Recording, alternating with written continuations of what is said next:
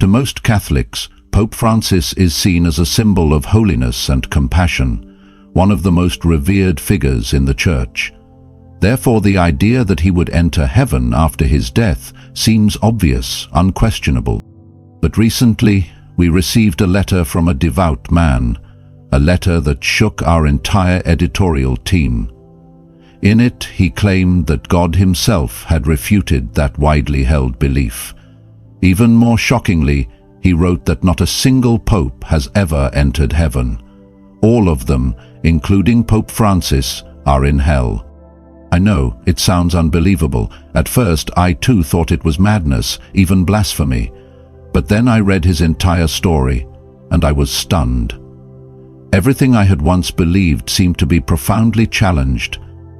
This story may lead you to reconsider everything you thought was certain. Why would the Pope, who was once hailed as the Pope of the people, be in hell? Aren't popes supposed to live wholeheartedly for God, leading the Church with unwavering faith? Could there be something hidden beneath that white robe? Stay until the end to uncover the full truth, because this is a decisive moment for humanity. God is urgently trying to rescue as many souls as possible. Before we begin, comment on your name and the city you live in, so we can pray for you, call out your name before the Lord, and build up our faith together. If this story touches your heart, don't hesitate to support this mission by clicking Super Thanks. No matter what you give, God will bless you back 100-fold for what you give. And if you haven't subscribed to the channel yet, do it today. Join us in spreading the love and light of Jesus. Now, listen closely to his story. My name is Isaac, born and raised in a Catholic family in Espaldas, a small town where people lived bound to religious routines passed down from generation to generation. My mother, a strong yet conflicted woman, used to take the whole family to church every Sunday. She often said that there was no truth in Catholicism, but we never paid attention. To us, it was just the lament of a mother who had to sell beer to raise 4 children. I came to understand that it takes God's grace to leave that religion behind, for we were veiled and blinded by Satan. In reality, the Protestants opposed the selling of alcohol, which was our only source of income. Therefore, we couldn't leave the Catholic Church. Catholicism was the only escape, the place where we felt safe, even though, deep down, I always sensed that something wasn't right. As a child, I witnessed strange things in our parish. Once, during a funeral mass, the priest performed a ritual over the corpse, muttering words I couldn't understand. Another time, he let a famous local fortune teller stand on the pulpit in the middle of Mass.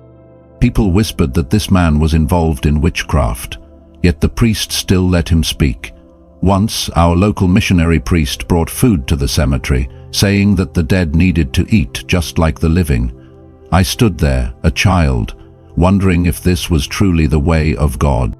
Everything changed when a car accident brought me to the threshold between life and death. My heart stopped beating on the operating table, and in that moment I found myself standing before a radiant light beyond description. A voice spoke, warm yet full of authority, calling my name. I knew instantly it was Jesus. He took me through places I now call heaven and hell, a journey that forever changed how I see the world. I don't know how I was taken to heaven, only that when I opened my eyes I no longer belonged to the old world. Before me stood a great throne, higher than any structure man could ever imagine. The light from the throne was unlike any light I had ever seen. It did not blind, did not burn, but pierced through every hidden corner of my soul, making it impossible to conceal anything. I felt the holiness radiating from it like an ocean, serene yet majestic, inviting yet fearsome. Surrounding the throne were 4 creatures I had only read about in the book of Revelation, each with a different face: a lion, an ox, a man, and an eagle. Their bodies were covered in eyes and 6 glowing wings. Those eyes did not bear earthly stares but held the insight of the all-knowing One. I stood still, my heart bewildered, unable to comprehend the strange beauty and divine fear that had overtaken me. In the center of the throne was Jesus. No one introduced him, no music signaled his arrival, yet my soul knew he was the one. The light from him wasn't physical light, it was the light of life. His face didn't have fixed features like those in paintings, but his eyes, oh, those eyes. They held the entire history of humanity, all the pain, all the hope, all the unanswered questions. Around him were 24 elders, wearing radiant golden crowns, bowed down in continual worship. They said not a word, but their silence resounded through the space like an eternal symphony. Then Jesus turned toward me. Though his lips didn't move, I heard him clearly in my soul. "You are standing in the midst of truth," he said. "The creatures before my throne are seraphim. Every eye on their bodies represents my absolute control, unceasing awareness, presence and discernment over all creation." He pointed to an image flashing across the space. It was a symbol I had seen before on the US dollar bill, the eye within the pyramid. "You've seen this in the world," he said. "That is the eye of the impostor, of Satan, a crude imitation of my supreme authority. It seeks to surveil, to control, to manipulate, but it can never rule as I rule. It watches to dominate, but I see to love and to protect." I stood frozen. Never in my life had anyone spoken of this with such clarity, not through doctrine, not through debate, but with a truth that could not be denied. Jesus led me across a sparkling field. There, each blade of grass seemed woven from glass and light. The flowers bloomed brightly, emitting a gentle glow like a slow-burning flame. The houses in the distance appeared built from gemstones, not in any shape I had known, but all reflected the glory of the Creator. And there I met her. A woman stepped gently out from the garden, her eyes radiant, as if holding both forgiveness and grace. She came close, placing her hand on her heart as if to say she remembered me. She had once been a Catholic nun. I didn't recognize her at first, but when she began to speak, the memories returned. "Isaac," she smiled, "thank you." I was stunned. She told me that she had lived in spiritual blindness, devoted her life to rituals and forms, but had never truly known the Lord, until one day she watched a video, a message of awakening I had once recorded. Those humble yet honest words had moved her heart. She threw away the rosary beads, abandoned the images and prayed alone, for the first time, to Jesus. Without a mediator, without ceremony. "I passed away just a few weeks after that," she said, "and now I'm here. Not because of merit, but because of grace. If it weren't for your words, I might not have made it to this place." Tears welled up. Heaven was vast, but that moment made it feel close, intimate, as if the Lord was showing me, one soul alone makes every effort worthwhile. But at the same time, my heart grew heavy, because I knew not everyone chooses that path. And not everyone gets the chance to hear the truth before it's too late. I looked up, and Jesus still stood there, as if waiting for me to understand what he had just shown me. He didn't need to speak again. My heart had already begun to burn. A deep awakening was taking root, and I knew this was only the beginning. After leaving the glorious gates of heaven, Jesus led me into a completely different realm. That place no longer held the gentle light from before, no songs of praise, no golden meadows glowing in brilliance. Instead, a heavy darkness fell, thick like a curtain that could not be pierced. The space was blanketed with echoes of wailing, each cry cutting into the soul like a blade. I felt my skin freeze, even though I was surrounded by an unending sea of fire. This was hell. I could not have imagined myself witnessing such a scene, a bottomless abyss where hopeless souls were relentlessly tormented. They thrashed about in flames that did not destroy the body but scorched the soul, each breath a scream of agony, every movement a new form of torture. And then I saw him, Homer was my best friend from our teenage years, a devout Catholic. He didn't just go to church every week. He was faithful in praying the rosary, praying to the saints, and displaying images of the Virgin Mary throughout his house. Many times I begged him to stop. I warned him that idol worship was detestable to God, but Homer would just laugh and tell me I was being too harsh, that I needed to learn tolerance and deeper Catholic theology. Now, in this dreadful sight no one ever wishes to see, I saw his face twisted, his eyes wide with agony, his flesh melting like wax under merciless flames. He screamed things I couldn't make out, but I knew it was the desperate cry of a soul beyond the point of redemption. I wanted to run in, to embrace him, to pull him out of that wretched place, but Jesus raised his hand and stopped me. In his eyes I saw both mercy and an unshakable justice. They chose their path, Isaac. He spoke, not with a sound, but with a voice that thundered deep within my spirit. I sent the warning, but they did not listen. And then I saw them, familiar faces revered by the whole world, the popes. They sat inside cages of blazing fire, their faces contorted in pain and utter regret. The crowns, the thrones, and the praises they once had were now nothing but faded memories in hell. No more power, no more titles, only bare souls judged by the truth. God looked at me, his eyes solemn like a storm about to break.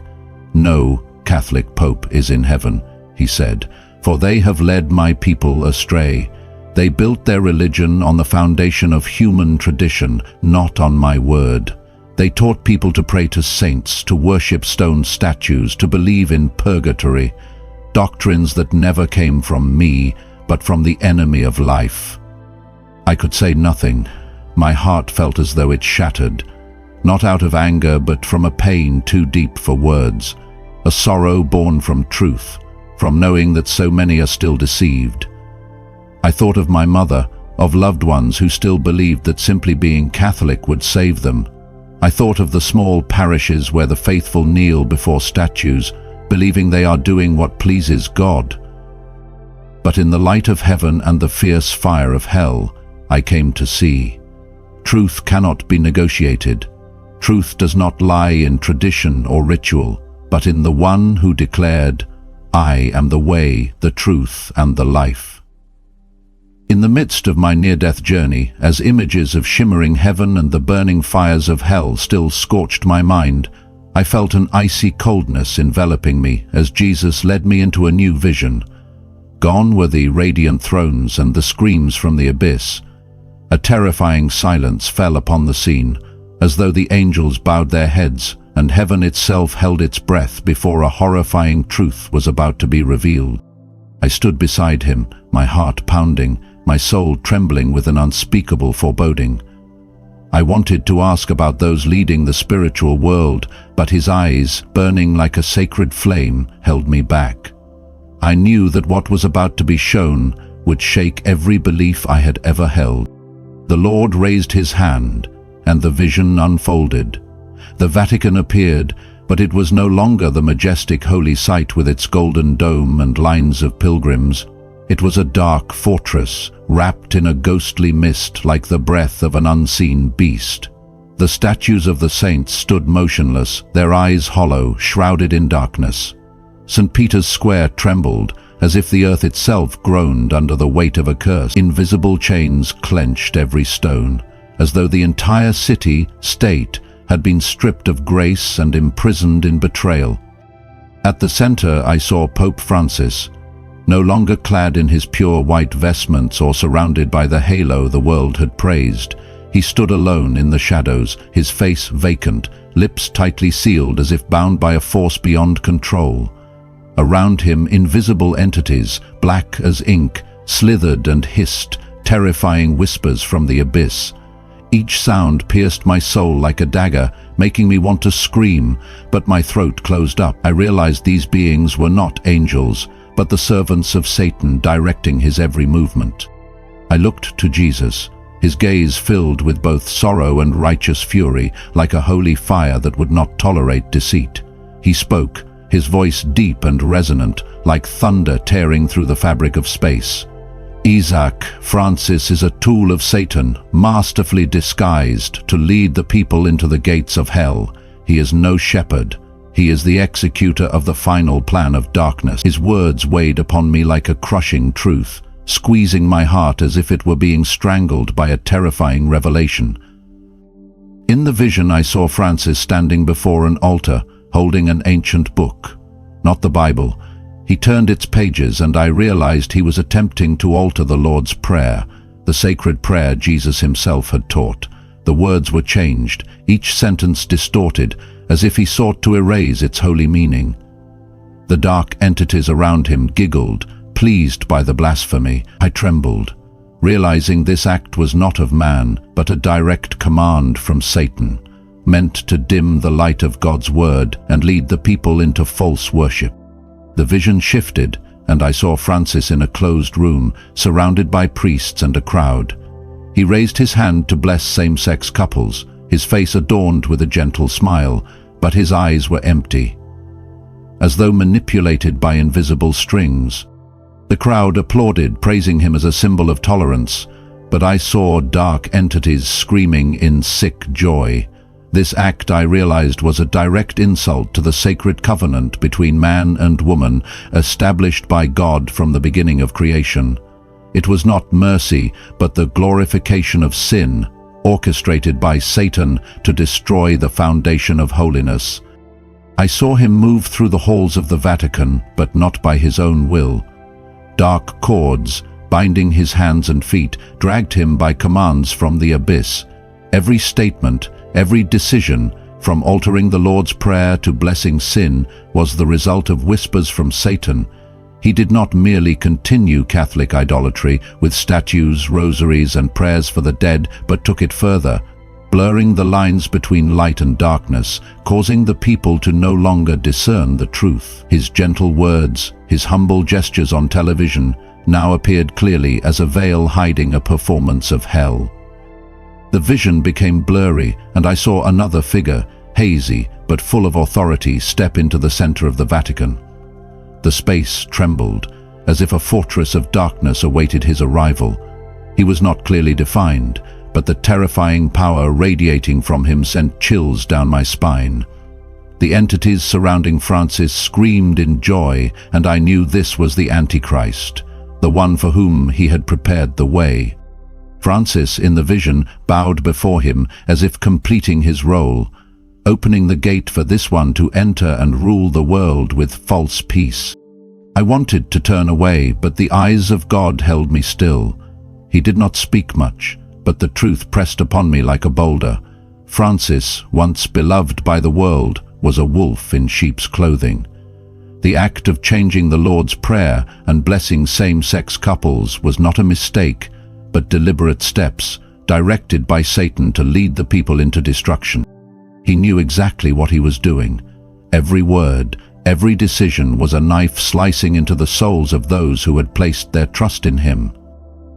God declared, "The Antichrist is coming, and it will be Francis who opens the door for him to enter. He will present him to the world not as a deceiver, but as a savior." Those words sent an icy shock through my entire being, as if the breath had been pulled from my lungs. Shaking with disbelief, I whispered, "Lord, but Pope Francis, he's still alive. How could he be here, in hell?" God looked at me with solemn authority and nodded. "At this moment in eternity he has already died," he said. "But his death is not a closing chapter. It is a threshold." His passing did not silence him, it positioned him. Now he stands closer to Satan than ever before, and his soul continues to fulfill the final pieces of the enemy's plan. My thoughts raced back to the countless images broadcasted on television, his kind expressions, his soft-spoken words about peace, protecting the environment, embracing the marginalized. To the world he was a shepherd of love, but in that instant, all those memories collapsed like paper illusions. I realized they were carefully constructed curtains, behind which was a stage of spiritual betrayal, a choreography of darkness masked as light. Still overwhelmed, I pleaded, "But wasn't he loving? Wasn't he full of compassion?" God's gaze met mine, not harsh but piercing, like truth that could not be escaped or softened. "Do not be deceived, Isaac," he said, his voice firm but clear. "He is a wolf in sheep's clothing, fully aware of the destruction he brings. With soft words he plants lies, with gentle tones he comforts sin, and with false mercy he leads countless souls away from the narrow path of truth." Then came a vision that shook me to my core. I saw Pope Francis no longer clothed in papal robes or surrounded by saints, but submerged in a pit of thick, impenetrable darkness.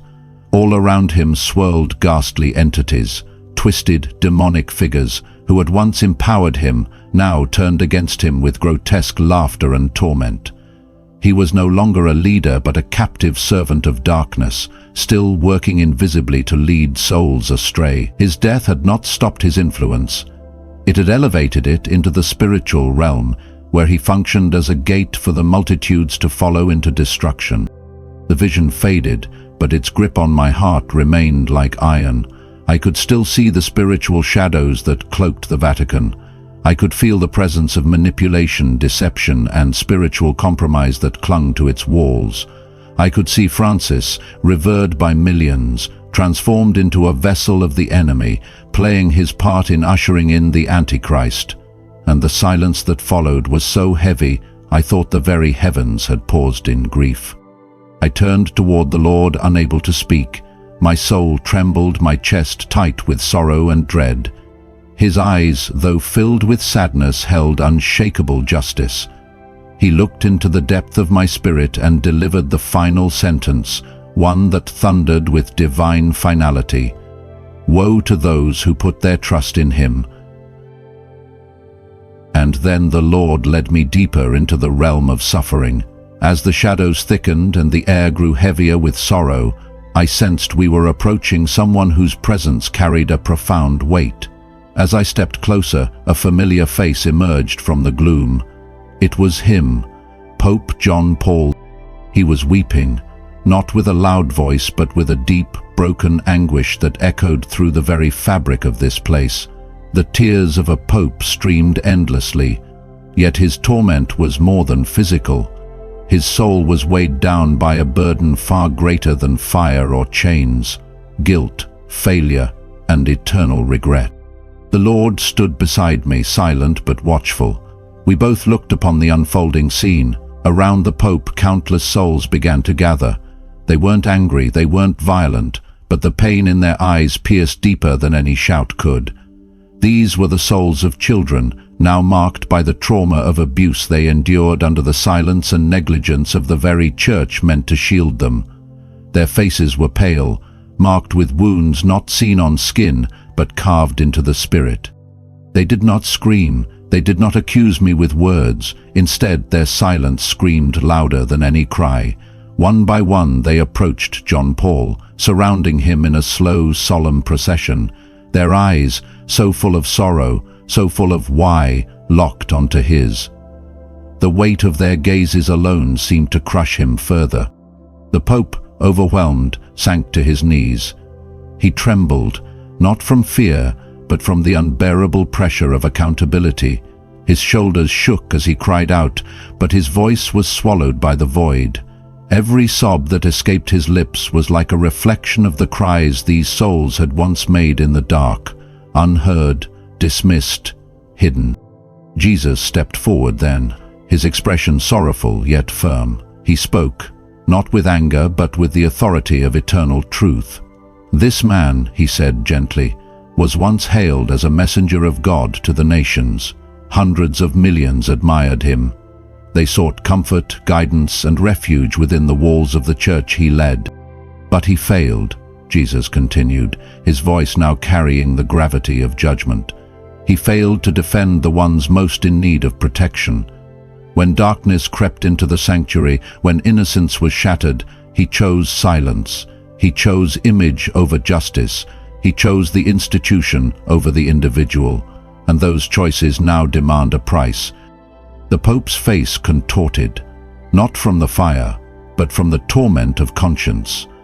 His punishment was not merely being in this place, but the eternal replay of his inaction. In a loop that never ends, he sees the faces of those he failed. He feels their unspoken cries. He hears in the silence what he refused to hear in life. Jesus looked at him again and spoke directly. You were called holy by the world, but in the kingdom of heaven true holiness is measured by the protection of the innocent. You kept quiet to protect the name of the church, but in doing so you defiled its very mission. That silence, that indifference, has sentenced you to eternal separation from my presence. The Pope tried to hide his face, covering it with trembling hands, but the tears kept falling. And then the most heart-wrenching thing happened. The children, the souls of the victims, began to reach out, not to strike him, not to scream, but to gently touch his hands, hands that once blessed nations, now trembling with the weight of guilt. They reminded him through their touch of the pain he failed to prevent, that he was in their eyes not just a priest, but a wound they had to carry into eternity. The sorrow that filled the space around us was so thick, so palpable, that I found myself unable to breathe. It wasn't just the air. It was the magnitude of remorse, the collapse of a legacy under the crushing truth of consequence. Every wrinkle on his face seemed to hold a story of compromise, a moment he chose silence when he should have spoken. Jesus turned to me then, his voice gentle but unmistakably final. Some failures, he said, are not just mistakes, they are betrayals. He was not just responsible for doctrine or rituals, but for souls. Every shepherd will be judged not by how the world praised them, but by how they protected the least among them. Reverence means nothing here. Here only justice remains. And with those words, I felt the eternal gravity of what it meant to carry spiritual authority, and what it costs when that authority is misused. Jesus led me to another place, one that felt far more suffocating than any I had seen before. This realm was cloaked in oppressive darkness, with a dense fog that seemed alive, swirling like restless spirits too burdened to rest. The air here was thick and heavy, not just physically but spiritually, as if the atmosphere itself bore the weight of untold confessions and unresolved pain. Every breath I took felt like inhaling grief. As we walked further, a figure began to emerge through the fog. He was on his knees, his body limp with despair, hands shielding his face, as if to hide from a reality too terrible to bear. Snakes slithered slowly around his limbs and torso, their cold, scaly bodies tightening like chains of guilt. Then I saw his face between trembling fingers. It was Pope Benedict. Exquisite. A chorus of screams and whispers reverberated around him, forming a relentless storm of torment. They didn't come from demons, they came from human souls, victims whose pain had been buried, voices that had been silenced. Each scream was like an arrow of anguish, a memory-made sound. They were the voices he had ignored, the cries he had failed to respond to, the wounds he had left unattended. These weren't mere noises, they were judgments. They wrapped around him like smoke, pressing on his chest, seeping into his ears, carving into his soul. Jesus looked at Pope Benedict with a gaze not of wrath, but of deep, divine sorrow. His voice carried both grief and authority as he said, "He held the highest seat of authority in my church. He was called to protect the flock, but when the wolves came, he chose silence. When the truth demanded exposure, he chose secrecy. And when the weight of it became too much, he did not stand and fight. He stepped down and fled." Pope Benedict covered his ears in desperation, but the voices only grew louder. His body trembled violently, not from fear of punishment, but from the unbearable agony of truth. Each scream now returned with a face, a child violated, a mother weeping, a church shattered. Every ignored complaint, every covered-up scandal, every priest protected rather than prosecuted, they all returned like shadows, reclaiming what had been stolen from them: justice. The snakes around him weren't there to torture, They were manifestations of the secrets he had refused to cast into the light, and now they bound him with the very things he had tried to suppress. Jesus turned to me and said, his resignation was not merely abdication, it deepened the wound. In the void he left, corruption grew, financial scandals flourished, the wolves were never stopped, they were empowered.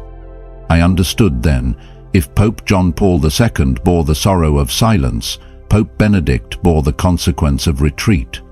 His departure wasn't simply stepping aside, it was a surrender that cost the Church dearly. His absence opened the gates to deeper moral chaos, unchecked abuse, and the collapse of accountability within sacred walls. What the world once interpreted as a gesture of humility or prudence was now unmasked as a fatal withdrawal in the face of spiritual warfare. The clouds of remorse that surrounded him did not drift in from hell, they billowed out from within his own soul.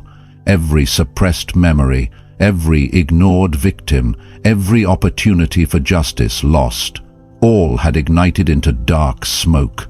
The fog choked him, not because of the place, but because of the truth he could no longer hide from.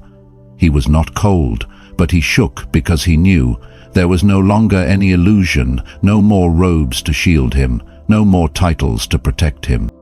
And then I looked at Jesus. There was no thunder in his voice, no lightning in his eyes. There was sorrow, so deep, so holy, it broke something in me. Not sorrow for the sins alone, but for what might have been.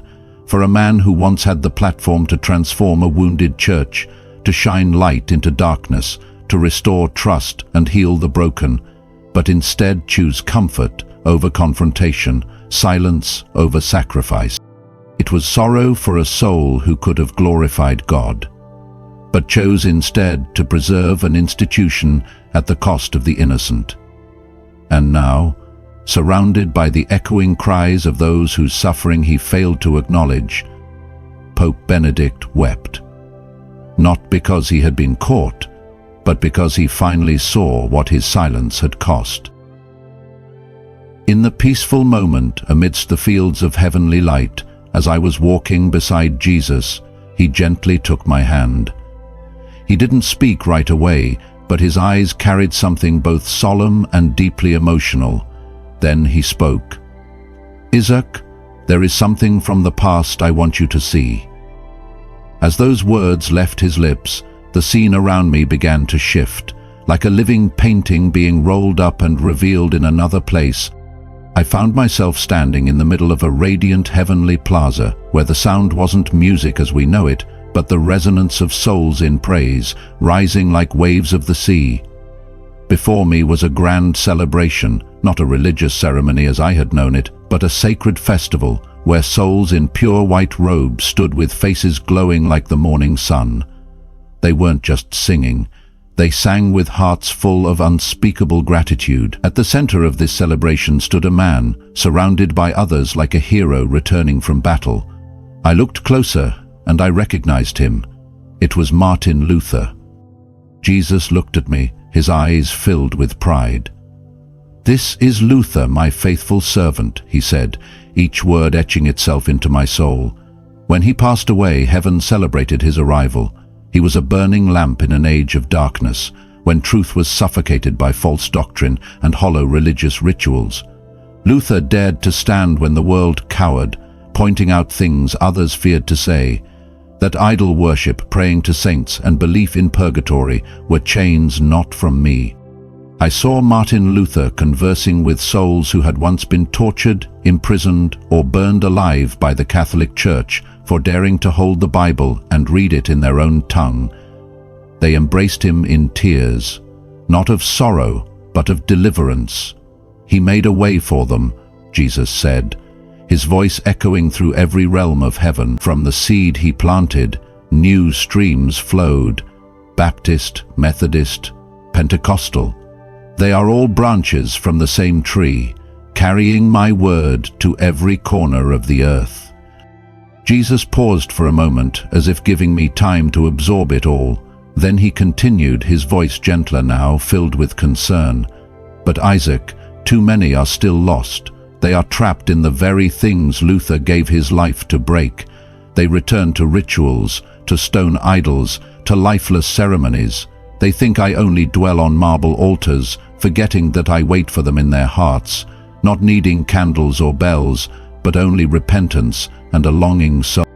I bowed my head, overwhelmed by both gratitude and sorrow. The image of Martin Luther in heaven was not of an idol, but of a brother in faith, a man who traded his life to pass the torch to the generations that followed. That torch, now, had been handed to me, and perhaps to you as well. After being led through the light of heaven, I thought my journey had ended in glory and peace. But then I found myself swept into another realm. No more radiance, no more fields of light, but a world fractured, groaning in agony. I stood atop a desolate hill, from where I could gaze down upon a vast field of humanity, and then a trumpet blast tore through the sky. It was not a sound any human could make, but as if heaven itself cried out in final authority. In that very instant, I saw millions vanish, without warning, without a sign, simply evaporating into nothingness, like morning mist before the rising sun. Clothes, shoes, even glasses were left behind on park benches, in cars. Chaos erupted everywhere. People screamed, collapsed, wept, and shouted questions with no answers. I saw those who once sang hymns in church, who prayed before meals, who kept Bibles in their cars, yet now they remained. They had never truly belonged to him. It had all been a facade. Jesus stood beside me. He said nothing, but his eyes, those eyes, held a bottomless love and a voiceless sorrow, like a father watching his children walk away into the night. Then he spoke. "Isaac, this is the rapture.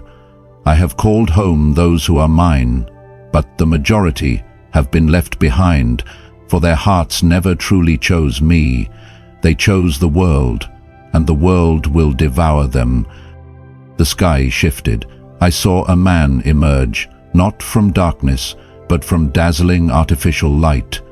He stood in the center of St. Peter's Square, his smile radiant, one hand raised as if to bless. People exalted him, presidents, popes, and scholars bowed. "Here is the Savior," they proclaimed. But I knew. I saw darkness quietly pour from his eyes, ice-cold, wicked, and deep as an abyss. That man was the Antichrist. At first, under his reign, the world seemed peaceful. Economies revived, religions were united. A new global faith was born, peaceful, friendly, godless, crossless, centered only on vague human love. But then the darkness revealed its claws. Those who opposed him were hunted down and executed. Churches fell apart. Faithful pastors were denounced by their own congregations, and worse, I saw former Christians, once respected, now standing among the mockers, laughing amidst the ashes of their faith. They asked each other, "If God is real, why did he abandon us?" And in bitterness they built a new world, without prayer, without repentance, governed only by the laws of rebellion. Jesus pointed toward Europe. I looked and saw magnificent cities, Paris, Berlin, Rome, glowing under electric lights, yet their souls were dark and empty. Churches had become museums. Crosses were removed and replaced by a new symbol, an eye, encircled by a false halo. "Do you see?" the Lord asked. "They have chosen intelligence, wealth, and freedom instead of me. But it will all collapse, for nothing endures unless it is built upon the solid rock." I saw tsunamis swallowing coastlines. Earthquakes brought churches crashing down. Cities lay in ruins. People starved in the streets. Children cried until they had no tears left. A few began to remember God. They knelt amidst the rubble, begging for mercy. But the majority remained hardened. They would rather die in pride than live in repentance. Choked with emotion, I asked, "Why haven't you acted? Why do you still wait?" He looked at me. His eyes brimmed with tears. Because I love them, Isaac. I am waiting for even one more to return. But time is running out. Go, tell them, for if you remain silent, their blood will be on your hands." Those words pierced my heart like a sword. I cannot turn away. I cannot live as if I have not seen these things. I must speak. I must warn. Even if the world mocks me, even if they call me insane, I will still speak, because truth is still truth, and God is still God, and the day of his return is very near. I was standing with the Lord on a certain high place that I could not name. It did not belong to any land I had ever known. The space was utterly silent. But then the ground beneath my feet began to tremble, as if the entire world were groaning from a deep wound just torn open. Before my eyes, St. Peter's Square cracked open like an eggshell being crushed. The fissures spread endlessly, devouring every statue, every marble column, every stone engraved with prayer. Each piece of the church's history gradually sank into the abyss. Then fire erupted, not the kind of flame from torches or sacred lamps, but a fire from deep within the earth, dark, violent, and fierce, licking across centuries, old frescoes, consuming the symbols once considered sacred. The crowd gathered in the square screamed and scattered in panic, yet some remained still. They clutched their rosaries tightly, knelt to pray amidst the collapsing ruins, their eyes fixed on the shattering statues. Their voices rose in a mournful chorus. "Why have you abandoned us?" Jesus still stood beside me. He did not speak immediately, only observed in silence. But then he spoke. His voice not loud, yet it thundered in my soul. "They were not abandoned by me, Isaac. They abandoned me first. They chose to worship lifeless things and believed in promises I never spoke." The scene shifted, and I saw Pope Francis. Not the gentle image the world once knew. He stood amid the ruins, his face contorted with terror, his eyes flooded with darkness. Around him, dark entities manifested visibly, demons with glowing red eyes and snarling fangs, laughing and dancing wildly as the fire devoured the Vatican. "All of this is the fruit of deception," the Lord said, his eyes piercing into mine, not with anger but with sorrow. "He has sown a gospel not of me. He led my people to believe they could be forgiven without repentance. The Vatican was once used by me as a beacon of light, but now it has become the stronghold of Satan, and I will no longer permit it to stand." I saw the remaining faithful. Some knelt amid the ashes, weeping, lifting their hands to heaven, pleading for forgiveness. Others smashed statues, threw away rosaries, and cried out to the heavens, "True Lord, save us." These people, I saw, were enveloped in light, like oil lamps rekindled by heaven itself. But there were also those who tried to cling to what remained. Broken fragments of statues, half-burned pages of books, an old vestment, and the darkness swallowed them, one by one, without hesitation.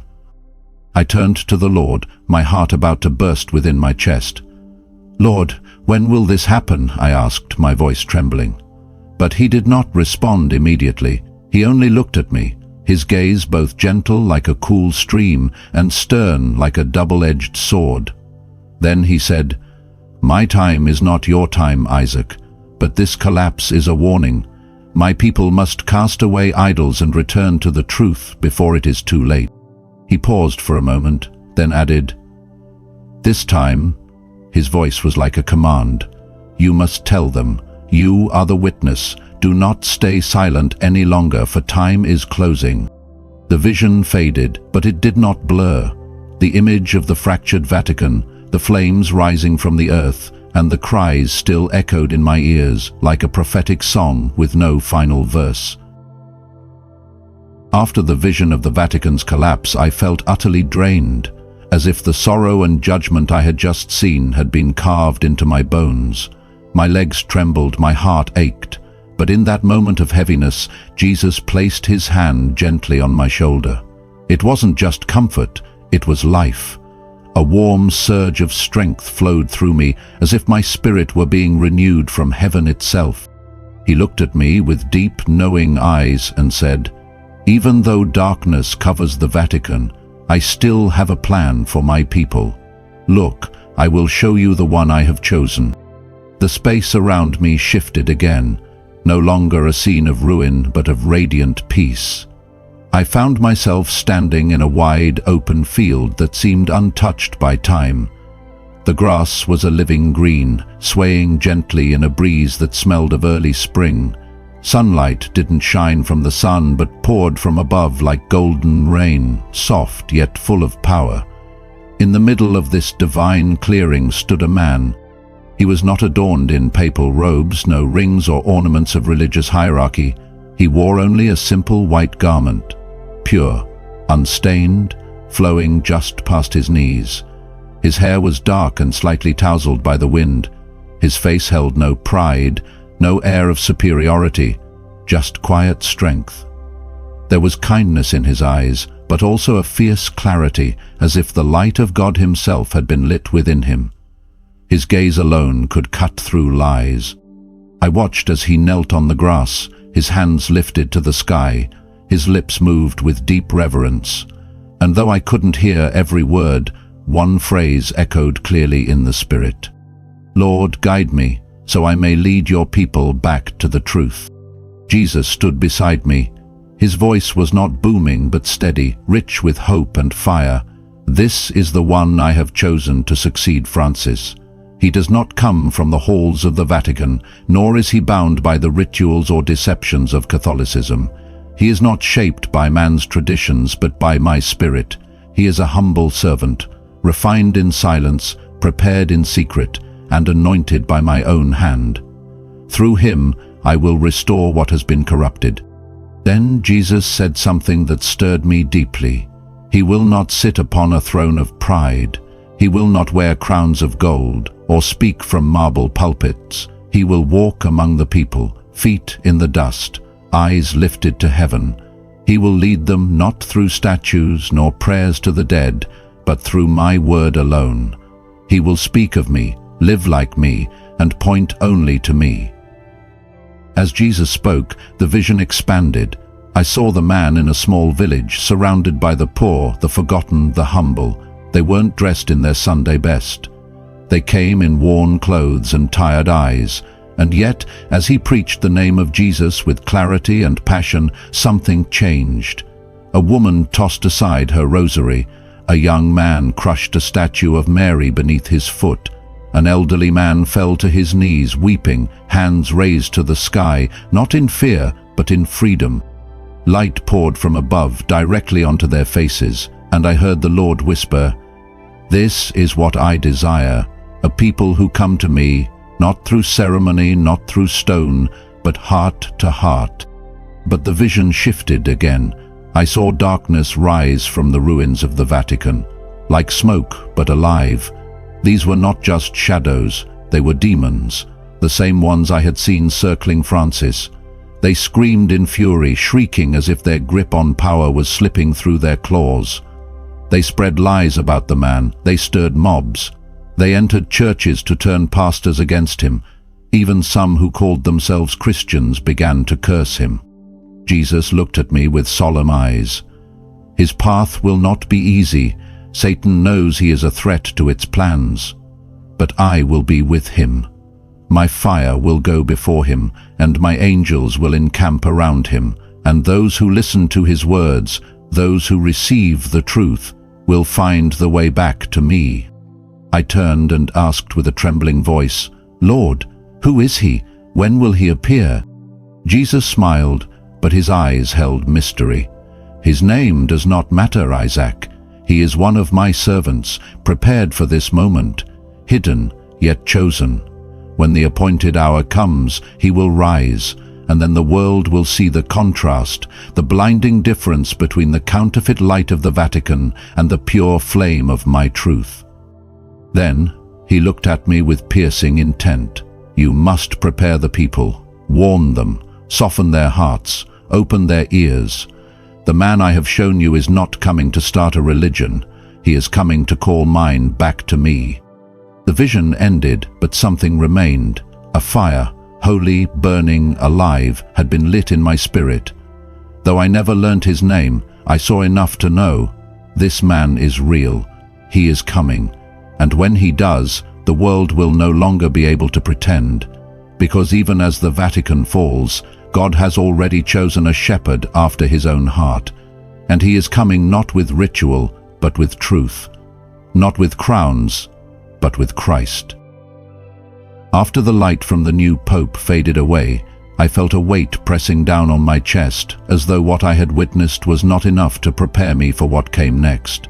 Jesus stood beside me, his eyes stern, yet filled with a deep sorrow, like a father watching his child go astray. The space around me shifted, and I found myself standing in front of a massive Catholic cathedral. It wasn't in Espaldas. It was somewhere unfamiliar, with towering statues and golden glistening domes, but that beauty quickly faded, replaced by a thick black mist, as if the very air itself was cursed. Inside the cathedral I saw hundreds of people kneeling before statues of Mary and the saints, clutching rosary beads tightly in their hands, their lips murmuring rhythmic prayers. Candles flickered, incense smoke rose, forming a thin veil over the altar. At first I thought this was a scene of devotion, but then I saw the horrifying truth. The statues, seemingly lifeless, began to move. Their stone eyes lit up with a fierce red glow, not the light of God but the light of deception. From each statue shadowy entities emerged, like demons cloaked in sacred appearances, sneering as the people bowed before them. I trembled, wanting to scream and warn the people, but my body felt locked in the vision. I saw the souls of the praying individuals bound by invisible cords, each prayer to Mary or the saints tightening the noose around them. The shadowy beings whispered into their ears, voices sweet but venomous, convincing them that this was the path to God. But I knew the truth. God was not here. He was not in those statues, not in those rosary beads, not in these lifeless rituals. The vision shifted, and I saw a requiem ritual taking place in a cemetery. A priest, adorned in ornate vestments, stood before a grave, mumbling words I remembered hearing as a child. The crowd around him bowed their heads, believing they were helping the soul of the departed escape purgatory. But then the ground cracked open, and from the grave came a scream, not of deliverance, but of despair. Dark entities appeared, dragging the soul deeper into the shadows, while the people continued praying, unaware they were being deceived. I realized this ritual was not from God. It was a trap crafted by Satan, designed to keep people in spiritual blindness. I turned to the Lord, my heart pounding, filled with pain. He said nothing at first, but his eyes pierced my soul, carrying both wrath and mercy. Finally he spoke, his voice deep and resonant. "Isaac, this is the idolatry that Catholicism has sown. They call it faith, but it is the chain of Satan. The statues, the rosary beads, and the requiem rituals do not lead my people to me, they lead them into the hands of the enemy. Francis has pushed this deception even further, making the people believe they can worship me through lifeless objects. But I am the living God, and I dwell only in the hearts of those who seek me directly." After witnessing the idolatry within Catholicism, I felt exhausted, as though the weight of previous visions had drained every ounce of strength from me. Yet Jesus remained beside me, his eyes both gentle and resolute, as if preparing me for something far greater. The space around me darkened, and a trumpet sounded, tearing through the sky. Not a sound made by man, but a call from heaven proclaiming an unavoidable event. I found myself standing atop a high hill, gazing down upon the world, where everything was shifting before my eyes. A vision unfolded, and I saw a great white throne, shining brighter than any light I had ever witnessed. Upon the throne sat Jesus, not the gentle guide who had walked me through heaven, but the judge of justice, wearing a blazing crown and with eyes that pierced through every hidden secret of mankind. Before the throne, billions of souls were gathered, people from every era, every nation, every religion. No one could escape, no one could make an excuse. Massive books were opened, recording every action, every word, every thought of each person. I realized this was the final judgment, the moment when every soul must confront the truth. I saw those who had once been Catholic followers, still clutching their rosaries, trembling before the throne. They tried to justify themselves, claiming they had attended Mass, prayed to Mary, believed in purgatory. But the Lord looked at them, not with anger, but with sorrow. The books opened and I saw their lives, the times they worshipped statues instead of God, the meaningless seances, the prayers that never reached him. Dark entities, once manipulating them inside Catholic churches, now stood beside them, sneering as their souls were dragged away, not to heaven, but to the abyss of fire. But I also saw others, souls who had once heard the warning and left Catholicism for the evangelical path. They stood before the throne, their faces radiant, not because of merit, but because they had placed their faith in Jesus and worshipped him directly. The books recorded their journey, moments when they burned their rosaries, renounced holy statues, and knelt in simple, honest prayer. They were enveloped in light, and I saw them walk into heaven, where jeweled homes and fields of light awaited. The vision shifted, and I saw Pope Francis, not as the puppet of the Vatican anymore, but as a naked soul before the judgment throne. The black strings that once controlled him were gone, but his deeds, changing the Lord's Prayer, blessing sin, paving the way for the Antichrist, were clearly displayed in the book. He tried to bow his head, but he could not hide the truth. The dark entities that had once allied with him now turned against him, tormenting him, dragging him into the abyss, where his screams mingled with those of other souls who had believed his lies. I trembled, not out of fear, but from the overwhelming realization of God's truth and justice. I turned to him, wanting to ask when this day would come, but he only looked at me, his gaze like a divine command. Isaac, the day of judgment will come, and no one can escape it. But before that day I am still waiting for one more soul to return to me. You must warn them. Lead them out of the darkness of Catholicism before it's too late. The vision faded, but the image of the white throne, the opened books, and Francis's fate remained deeply etched in my mind. I felt an immense responsibility, as though every moment I stayed silent meant a soul abandoned. I knew my mission, calling the people to the gospel, rejecting the deception of the Vatican, was not merely an invitation, but a spiritual war, where every soul saved is a victory over Satan. During the near-death journey, as the light surrounding the new pope faded, I found myself standing in the midst of a radiant heavenly city. The houses were made of precious stones, shining like flames, and the flowers glowed brilliantly like stars. There, I saw again the woman who had once been a Catholic nun, the one who had abandoned her rosary after heeding my warning. She stood in front of a gleaming house, her face glowing with joy. "Isaac," she said warmly, "thank you for guiding me here. If it hadn't been for your warning, I wouldn't be in heaven. Now I must go. I have an appointment with Jesus at the edge of the city." I smiled, my heart overflowing with joy, as if we were chatting back in Espaldas. But deep down, I knew my mission was not yet finished. Jesus stood beside me, his gaze serious yet gentle. He said, "Catholicism is filled with idolatry. Statues of saints, rosaries, prayers for the dead. I am not among them. But even some Protestants are going astray, wearing Catholic-like items such as symbolic jewelry or mysterious robes. Tell them I am not in those things, but in the hearts of those who worship me directly. They must not return to the pit that Martin Luther pulled them from." His words were like fire, urging me to act. When I awoke in the hospital, I carried that fire within me. I wasn't a pastor or an evangelist, just someone who had seen the truth and could no longer stay silent. I began at the small Protestant church in Espaldas, where my mother once found the light after burning her rosary. There were no statues, no candles, only people singing and praying to Jesus. I stood before them, heart pounding, and shared about heaven, the jewel-like houses, the nun who was saved, and hell, where Francis and the other popes were suffering for Catholicism's deception. I saw the Vatican collapse, I said, my voice trembling. Pope Francis led people into darkness, preparing the way for the Antichrist. But God showed me a new pope, one who will bring truth.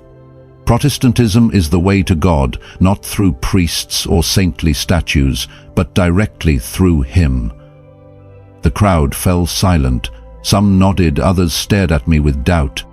After the talk, a young woman named Elena approached. She wore a long dress and clutched a rosary tightly in her hands. "Isaac," she said, her voice shaking, "I grew up Catholic. My family prays to Mary every night. But I'm afraid, if what you're saying is true, have I been walking the wrong path?"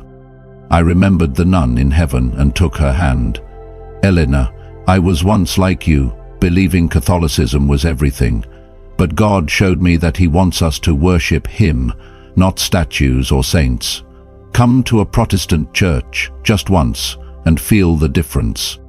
Elena hesitated, but she came to church the next week. She sat in the corner, quietly observing. A month later, she stood before everyone, holding her old rosary.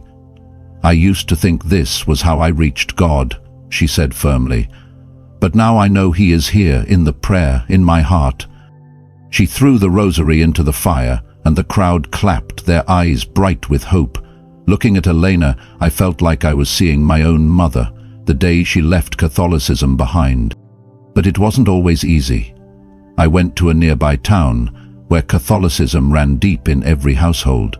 I spoke of my experience, of Francis' deception, of God's warning that even some Protestants are going astray with Catholic-like objects.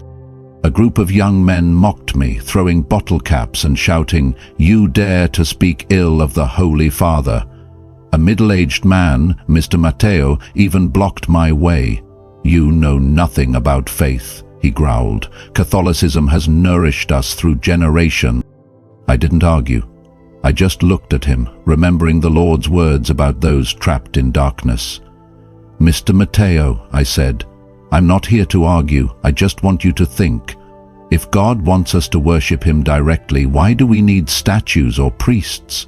Just try going to an evangelical church just once and see what happens." He turned away, but I saw his eyes waver, as if a seed had been planted. A few weeks later, I was surprised to see Matteo at the evangelical church, sitting in the back row. He didn't say anything, but after the prayer service, he approached me. "Isaac," he said, his voice low, "I tried. I prayed directly to God, and I feel different. I was wrong to oppose you." He handed me a small box, inside of which was a statue of the Virgin Mary he had once kept on his family's altar. "Burn it," he said. "I don't need it anymore."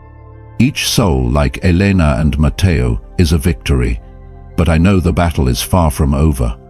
I kneel by my bed every night, praying for those still trapped in Catholicism, and even for evangelicals who are unknowingly returning to false practices.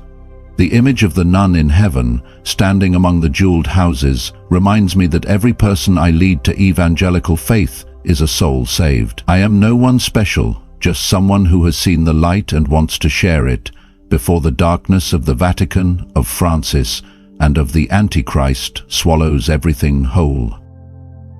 So, the story of Isaac has come to an end. And if you're still here, listening until this very moment, perhaps it's because God wanted you to see what he saw, because the truth he witnessed isn't just about popes or leaders. It's about all of us. What he saw was justice, complete and undeniable, and that justice doesn't look at titles or fame, it looks at the heart. It sees what we try to hide, and one day, all of us will have to face it.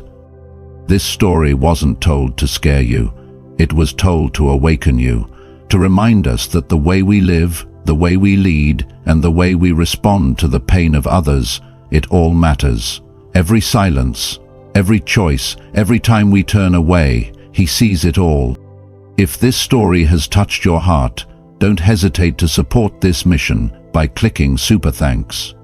God will return to you 100-fold what you give. And if you haven't subscribed yet, hit that button today and join us in sharing the love and light of God. Thank you for listening. May this truth remain in your heart, and may the grace of the Lord guide your steps from this day forward.